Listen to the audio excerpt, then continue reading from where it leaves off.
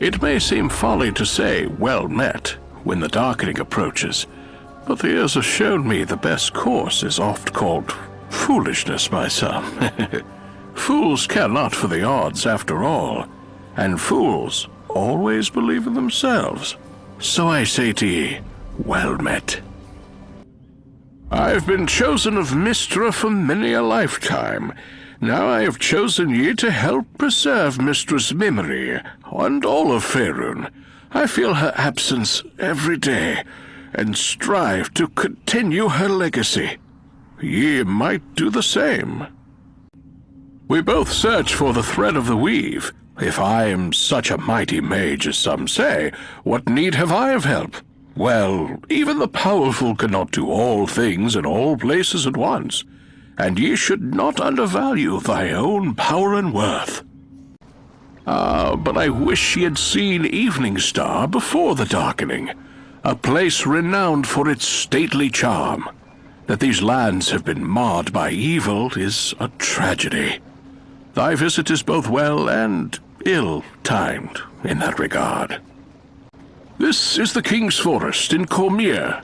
Were it not for the darkening, he might travel east to the trade crossroads of Arabelle, or south to the capital city of Suzail. But war with the Drow has closed these roads. Moreover, describing the splendors of a kingdom is a pursuit best left for peacetime. The realm of Cormier is known by some as the Forest Kingdom. Others call it the Land of the Purple Dragon. 'Tis after an old tale of a black dragon so old his scales had washed plum, whom Cormier vanquished with arrows, order, and cunning. Ye walk in a land of kings. Cormier has been ruled by monarchy since its founding. There may be those who wish for a rule by council, yet such change remains a book yet written. Only the royal have held the pen used to write Cormier's tale so far. Have ye registered with the authorities, as all who enter Cormier must?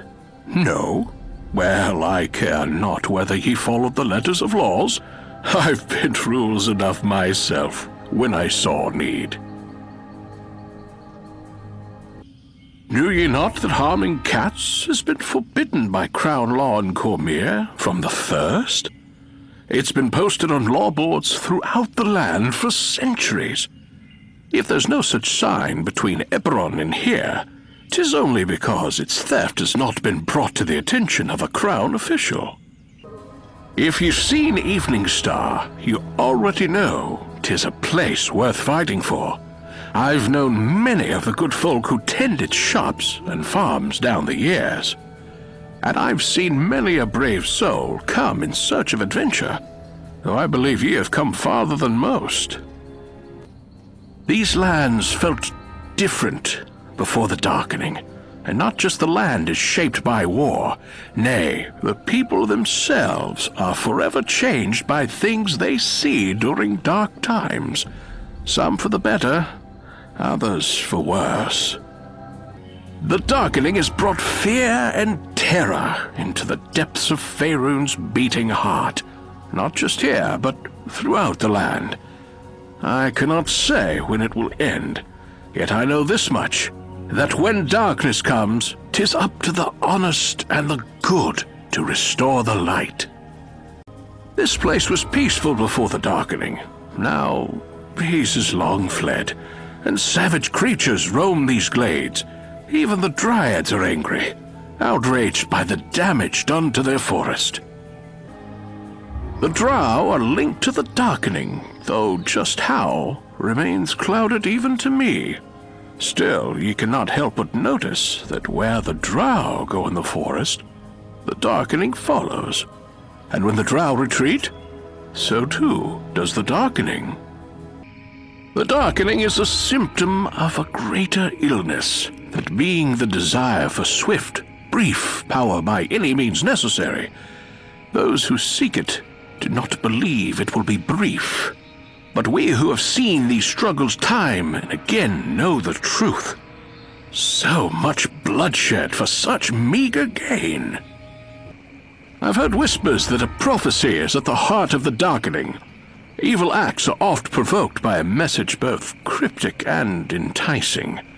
Be it prophecy or not, the darkening seems made for the drow, since it lets them spread across the surface unchecked by the light of the sun.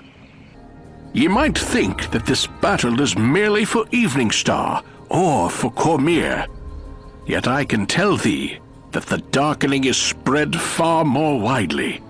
Few lands in Faerun are free from its touch. The belief that good shall triumph over evil is based as much on hope as on history. Good's triumph is not guaranteed, and in truth, this struggle is one good is slowly losing. That is why ye are here. I've seen many a threat fall before the will of those strong enough to face it, and I have seen many a new threat rise from the ashes of the old. Some call it a balance, a scale that tips back and forth. Pah! 'Tis more like weeds in a garden. They'll grow to choke all unless ye make an honest effort to keep them at bay. At times I fear for us all. Nay, I say it wrongly. I've seen too much to fear for myself. I fear for ye, for thy neighbors, for Faerun and Eberron, and all the worlds. Faerun is a vast place, and the war against the darkening rages in many locales. Evening-Star's part in the war is but one thread of a vast web, and like a web, it needs just one good pull to unravel. Just mind ye pull the right strand. This drow attack is not like others I've seen. Mayhap ye are a sword that will slice through the darkening to a brighter tomorrow. I hope thy blade is sharp. I fear a dull blade will doom us all. Loth has long haunted our nightmares. Who has not come hard awake in the deep of night after dreaming of countless creatures crawling on our skin? No doubt to the drow, such dreams seem a blessing, not a curse. I feel much power inside these strange fragments ye call dragon shards. No wonder Loth seeks them for her own plans. Why are they only found on Eberron, I wonder? Oh, but that is a sage's question for another time. Right now, we must make sure she cannot use them. I am pleased Loth's schemes have created the bridge between our worlds, for that brought ye here in our time of need. I shall not beg thee for assistance. Let me merely mention that Eberron will surely disappear into the demon web if Loth's plans are left unchecked. There was a time, and not so long ago, that ye could walk these woods without fear for thy life. Now the darkening has brought fell things into these green deeps. When the shadows fall, out come those that thrive in the darkest corners of night. Ye may have seen the purple dragon knights and war wizards defending Evening-Star and its people. Mayhap ye have already helped them. If so, a blessing upon ye. This dark night needs a flame, and I need ye to help me kindle it. Ye must find and protect the thread of the weave, for that is the key to undoing Loth's plans here. 'Tis unfortunate the dragon shards ye covet can also be used by the Spider Queen to gain a hold over Faerun.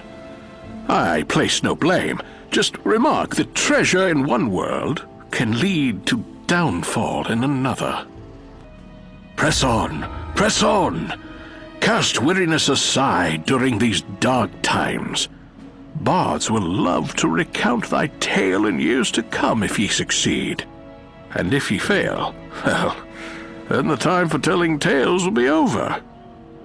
Whosoever finds the thread of the weave might determine the future of thy world. It must not be Loth or her drow who rule the day.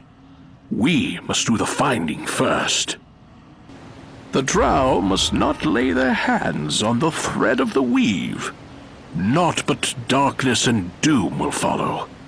So ye must find the thread first. Some believe me incapable of error. Not so. I have made mistakes. Many, if truth be told. It's in the learning from our errors that we prove ourselves worthy of respect.